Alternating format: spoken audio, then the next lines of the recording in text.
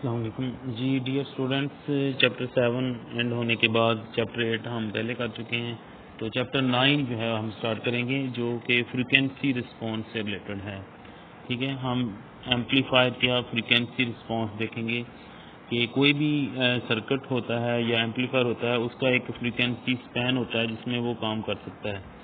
ठीक है, तो चैप्टर 9 जो हम स्टार्ट करेंगे जो पेज 303 है बुक का। ठीक है, तो चैप्टर 9 में हम सबसे पहले डेफिनेशन के ऊपर फोकस करेंगे कि क्रिटिकल फ्रीक्वेंसीज क्या हैं। ठीक है, definitions and concept, the basic concept of frequency response. The frequency response of an electronics devices और system is the variation it causes, if any, in the levels of output signal when the frequency of the signal is changed. In other words, it is the manners in which the device responds to changes in signal frequency. ठीक है, कोई भी device है, आप input signal की frequency को बहुत ज़्यादा हाई कर देंगे फिर भी वो हो सकता है रिस्पॉन्ड ना करे इसको, या बहुत ज़्यादा लो कर दें वो फिर भी रिस्पॉन्ड ना करे। तो ये एक फ्रीक्वेंसी बैंड होगा जिसमें वो रिस्पॉन्ड कर रहा होगा। एम्पलीफायर एक चूँकि सर्किट है, एक डिवाइस है, तो वो भी एक पर्टिकुलर फ्रीक्वेंसी रेंज को रिस्पॉन्ड करेगा। ठीक है, तो ये रेंज जो है वो हमारा फ्रीक्वेंसी रिस्पॉन्स होगा। Variation in the level, amplitude or RMS value of the output signal is usually accompanied by the variation in the phase angle of the output relative to the input। ठीक है, आपको पता है चूँकि हमारे जो components होते हैं उसमें कैपेसिटर लगा होता है। कैपेसिटर आपको पता है कि फेज चेंज करता है। ठीक है, वो फेज चेंज की वजह से ही हमारा जो आउटपुट है वो कम ज़्यादा होती है। तो फेज चेंज और फ्रीक्वेंसी चेंज, फ्रीक्वेंसी रिस्पॉन्स, ये एक तरह की चीज़ें हैं। So the term frequency response also refers to the phase shift, इसको फेज शिफ्ट भी आप कह सकते हैं, which is a function of frequency. तो फेज शिफ्ट जो है फ्रीक्वेंसी का फंक्शन है, फ्रीक्वेंसी चेंज होने से फेज शिफ्ट चेंज होगा और एम्पलीट्यूड भी आउटपुट का चेंज हो सकता है। Phase shift versus frequency some is sometime called phase response, इसको हम फेज रिस्पॉन्स भी कह सकते हैं। फिगर 9.1 जो हम अभी देखेंगे shows N amplifier whose frequency response cause small output amplitude at both low and high। Low and high frequency के ऊपर उसका एम्पलीट्यूड शो किया गया है। ठीक है, high frequency. Notice that the input signal amplitude is same at each frequency, but the output signal amplitude changes with frequency. Thus, the gain of amplifier is a function of the frequency. In this example, the gain is small at low frequency and small at high frequency. ठीक है, the frequency response of an amplifier is usually presented in the form of a graph that shows output amplitude or more often voltage gain plotted versus frequency। तो ये graph होता है जो हम amplitude का और फ्रीक्वेंसी का ग्राफ प्लॉट करते हैं। हॉरिजॉन्टल पे हम फ्रीक्वेंसी लेते हैं, वर्टिकल के गेन या आउटपुट। ठीक है, तो phase angle variation is sometimes plotted on the same graph। Figure 9.2 shows the typical plot of the voltage gain of AC amplifier versus frequency। Notice that the gain is 0 at DC, यानी 0 frequency के ऊपर gain 0 होगी, then rises as the frequency increase। ठीक है, फिर increase होगी जैसे आप फ्रीक्वेंसी बढ़ाएंगे। Levels of for further increase in frequency and then it will be begins to drop again at high frequency। तो हाई फ्रीक्वेंसी पे फिर डिक्रीज होना शुरू हो जाएगी हमारा जो एम्पलीट्यूड है या गेन है। ठीक है, ठीक है। The frequency range over which the gain is more or less constant flat is called mid band range, ठीक है। तो ऐसी फ्रीक्वेंसी रेंज जिसके ऊपर दरमियान में एक बैंड के दरमियान में कुछ वैल्यूज होंगी जिसमें आपकी जो गेन है वो कांस्टेंट होगी, मोर और लेस फ्लैट वो होगा कर्व, ठीक है। And the gain in this range is designated as AM, mean mid band gain, ठीक है। AM से इसको नोट करेंगे। Figure 9.2 shows the low frequency at which the gain equals to √2 over 2, ठीक है। इसको आप सिंपली 1 over √2 या हम जिसको हमने 70% कहा था कि आपकी मैक्सिमम गेन का जब 70% होगा तो वो क्रिटिकल फ्रीक्वेंसी होगी, 0.77 भी कह सकते हैं, 70% भी कह सकते हैं, या 1 over √2 भी हम कह सकते हैं। This is called lower cut off frequency, ठीक है। लोअर कट ऑफ फ्रीक्वेंसी और अपर कट ऑफ फ्रीक्वेंसी की डेफिनेशन सेम है, सेम 0.77 जब होगी तो आपकी क्रिटिकल फ्रीक्वेंसी होगी and is designated as FL, ठीक है। The high frequency at which the gain once again drops to 0.77 AM, mid band का 0.77 जब रह जाएगा। हमने ये लैब में भी कुछ लोगों ने किया था तो उनको याद होगा कि हम मैक्सिमम गेन का जब 70% रह जाता था लो करते रहते हैं, एक पॉइंट आता है जब आप 0.77 हो जाता है आपकी आउटपुट जो है वो 70% हो जाती है, तो वो वाली फ्रीक्वेंसी लोअर क्रिटिकल फ्रीक्वेंसी। फिर आप इंक्रीज करते जाते हैं फ्रीक्वेंसी को, एक स्टेज आती है कि जब फिर आपकी आउटपुट जो है वो 70% रह जाती है मैक्सिमम का, तो फिर भी वो क्रिटिकल फ्रीक्वेंसी आप नोट करते हैं। ये दोनों फ्रीक्वेंसी जब नोट करते हैं तो इनका डिफरेंस जो है आपकी बैंडविड्थ आ जाती है, ठीक है।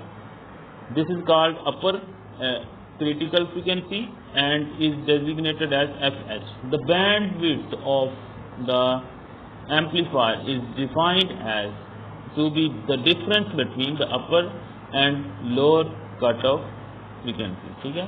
तो बैंडविड्थ की जनरल डेफिनेशन है FH माइनस FL, ठीक है। Low and upper minus low critical frequency. तो वो डायग्राम जिसकी वो बात कर रहा था वो ये वाली डायग्राम है। तो ये ग्राफ जो है वो एक्चुअली प्लॉट किया गया है, इसके वर्टिकल एक्सिस पे गेन है आपकी, मैक्सिमम वैल्यू हम 1 लेते हैं अगर, तो 1 का इधर ग्राफ होगा, हम कहते हैं मिड बैंड मैक्सिमम वैल्यू, फिर उसका जो 70% है 0.77, ठीक है, वहाँ पे जो वैल्यू होगी वो आपकी आप एक डॉट प्लॉट करेंगे, जो पॉइंट लगाएंगे, ये वाली फ्रीक्वेंसी लोअर क्रिटिकल फ्रीक्वेंसी। फिर आपकी मैक्सिमम वैल्यू डिक्रीज होगी जब आप फ्रीक्वेंसी इंक्रीज करेंगे, तो यहाँ पे एक पॉइंट आएगा जिसको हम हाई या अपर कट ऑफ फ्रीक्वेंसी कहेंगे। ये जो बिहेवियर है, ये जो आपका प्लॉट है, it's called frequency response of amplifier. ये बैंडविड्थ कम ज़्यादा हो सकती है डिपेंडिंग अपॉन द डिवाइस, ठीक है, लेकिन इसका ओवरऑल जो जनरल ग्राफ होगा वो यही इसी तरह का होगा कि आप एक लेवल से डिक्रीज करेंगे फ्रीक्वेंसी तो आपकी आउटपुट कम होगी, फिर आप इंक्रीज करेंगे कांस्टेंट रहेगी, फ्लैट कर्व, ये मिड बैंड है यहाँ पे सारे कांस्टेंट आएगी आपकी आउटपुट। फिर एक वैल्यू आएगी कि आपने फ्रीक्वेंसी इतनी बढ़ा दी है कि आपकी आउटपुट फिर कम होना शुरू होगी, जब 70% आएगी तो आपकी अपर क्रिटिकल फ्रीक्वेंसी आ जाएगी, ठीक है। इसके बाद ये साइड पे जो उन्होंने एक एम्पलीफायर शो किया कि अगर आप एक एम्पलीफायर को लो फ्रीक्वेंसी का सिग्नल देते हैं तो हो सकता है उसकी लोअर क्रिटिकल फ्रीक्वेंसी से वो भी नीचे फ्रीक्वेंसी जा रही है, तो इसका मतलब वो एम्पलीट्यूड को कम कर देगा। फिर आप एक फ्रीक्वेंसी देते हैं जिसको मीडियम फ्रीक्वेंसी हम कहते हैं, तो वो एम्पलीफायर उसी तरह से उसी फ्रीक्वेंसी को एम्पलीफाई करके वो शो कर सकता है। यहाँ पे हम यूनिटी गेन सपोज कर सकते हैं, सिग्नल को हम कह रहे हैं कि फ्रीक्वेंसी के लिहाज से सेम आउटपुट आपकी आ रही है, कोई इफेक्ट नहीं किया। फिर आप जब फ्रीक्वेंसी बहुत ज़्यादा बढ़ा देते हैं, हाई फ्रीक्वेंसी भेज देते हैं, तो फिर भी वो एम्पलीट्यूड को कम कर देता है, क्योंकि अपर क्रिटिकल से भी आप ऊपर चले गए, ठीक है। ये ग्राफिकल उसका एक्सप्लेनेशन है, ठीक है। उसके बाद the points on the graph figure 9.2 where the gain is 0.707 AM are often called high half power points. अच्छा, हाफ पावर पॉइंट क्या होता है कि आपकी जब 70% हमने कहा या 0.77 वोल्टेज है, तो करंट भी अगर 0.7 होगा तो वोल्टेज भी 0.7, तो पावर कितनी हो जाएगी 0.7 इंटू 0.7, ये आपकी 50% हो जाएगी, ठीक है, 0.5 हो जाएगी। तो इसको कहते हैं हाफ पावर पॉइंट भी हम कहते हैं, फ्रीक्वेंसी पावर के लिहाज से हाफ पावर होती है, ठीक है। Because output power of the amplifier at the cut off frequency is 1/2 of the its output power in the mid band range से हाफ हो जाती है। ठीक है। To demonstrate this fact suppose that an RMS output voltage V is delivered across the R ohms in the mid band, ठीक है। Suppose एक resistance है जिसको कहता है कि एक वोल्टेज डिलीवर हो रही है, then the output power is mid band will be, अगर रेजिस्टेंस आपकी R लगी हुई है और उसको वोल्टेज V है तो V square over R is the power, mid band जो पावर होगी V स्क्वायर ओवर R होगी, ठीक है। ये मिड बैंड में at each of the cut off frequency, लेकिन जब कट ऑफ पे देखेंगे जो कि हमने कहा कि 1/√2 या 0.7 और 7, तो उसको ये देखें ये 1/√2 है या 0.7 वोल्टेज होगी। तो अब अगर आप किसी कट ऑफ फ्रीक्वेंसी पे देखना चाहते हैं तो 1/√2 वोल्टेज 1/√2 करंट, दोनों का प्रोडक्ट क्या हो जाएगा 0.5, ठीक है। तो डायरेक्टली हम 0.5 यानी हाफ पावर उसको कह सकते हैं, मिड बैंड का हाफ हो जाती है पावर, ठीक है, क्रिटिकल पे, ठीक है। ये सिंपल एक एग्जांपल भी है जिसको हम सॉल्व कर सकते हैं। Example 9.1, an audio amplifier has lower critical frequency 20 hertz and upper critical frequency क्या है इसकी 20 kilo hertz. This is the frequency range in sound wave. The audio frequency the amplifier delivers 20 watt to 12 ohm, ठीक है। 12 ओम load को 20 वाट deliver करता है eight 1 kilo hertz frequency के ऊपर, यानी कि इसकी सेंटर फ्रीक्वेंसी इसके ऊपर वो 20 वाट डिलीवर कर रहा है, ठीक है। फाइंड क्या करना है, what is the bandwidth of the amplifier, amplifier की बैंडविड्थ क्या है। तो आपको पता है 20 किलो हर्ट्ज अपर है, 20 लोअर है, दोनों का डिफरेंस लेंगे तो बैंडविड्थ आ जाएगी। What is the RMS voltage at 20 kilo hertz, ठीक है। 20 किलो हर्ट्ज पे आरएमएस वोल्टेज क्या होगी, 20 किलो हर्ट्ज क्रिटिकल फ्रीक्वेंसी है, उस पर हम फाइंड कर सकते हैं। What is the RMS voltage at 2 kilohertz. अब 2 किलो हर्ट्ज जो है वो सेंटर में आ रहा है, 20 हर्ट्ज और 20 किलो हर्ट्ज के दरम्यान में 2 किलो हर्ट्ज आएगा, ठीक है। तो पहला जो पॉइंट है उसकी सोल्यूशन क्या है, बैंडविड्थ क्या होगी FH माइनस FL, ठीक है। 20 किलो हर्ट्ज माइनस 20 हर्ट्ज, तो आपके पास 19980 हर्ट्ज आपका आंसर आएगा, ठीक है। उसके बाद since 1 kilo hertz is in the mid band range, the mid band power is 20 watt at 20 kilo hertz cut off frequency, the power is 0.5, यानी कि आपको पता है क्रिटिकल फ्रीक्वेंसी पे पावर हाफ हो जाती है। अगर 20 वाट उसने कहा मिड बैंड में है, तो अगर वो कहता है कि 20 किलो हर्ट्ज पे क्या होगी, तो 20 किलो हर्ट्ज क्रिटिकल फ्रीक्वेंसी तो हाफ हो जाएगी, 20 का हाफ क्या हो जाएगा 10 वाट आपकी 20 किलो हर्ट्ज पे आपकी पावर होगी, ठीक है। तीसरा जो पॉइंट है वो उसने कहा कि व्हाट इज द वोल्टेज, हमने फाइंड क्या करना था, what is the RMS voltage. तो पावर आपके पास आ जाए तो वोल्टेज निकाल सकते हैं, ठीक है। पावर का formula power is equal to voltage V square over R।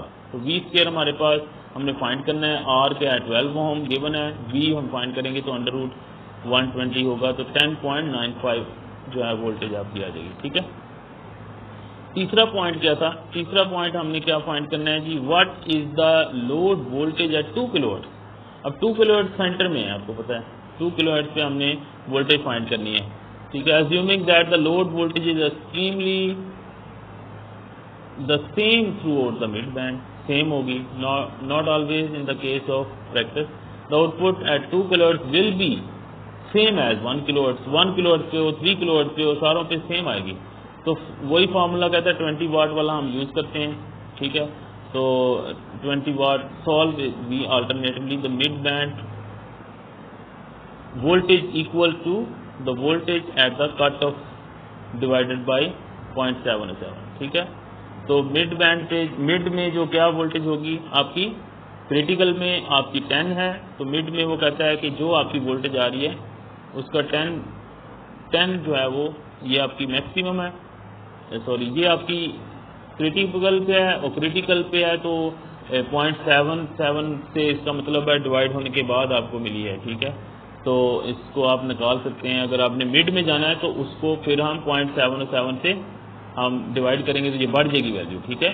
15.49 जो है वो मैक्सिमम वैल्यू होगी, ठीक है। 15.49 मैक्सिमम होगी, ये आपकी जो वैल्यू है ये क्रिटिकल पे आई है, ठीक है, क्रिटिकल पे इतनी है, तो 15 जो है वो 0.49 आपका आंसर होगा। ठीक है, चलिए जी, बाकी हम नेक्स्ट इसको देखते हैं।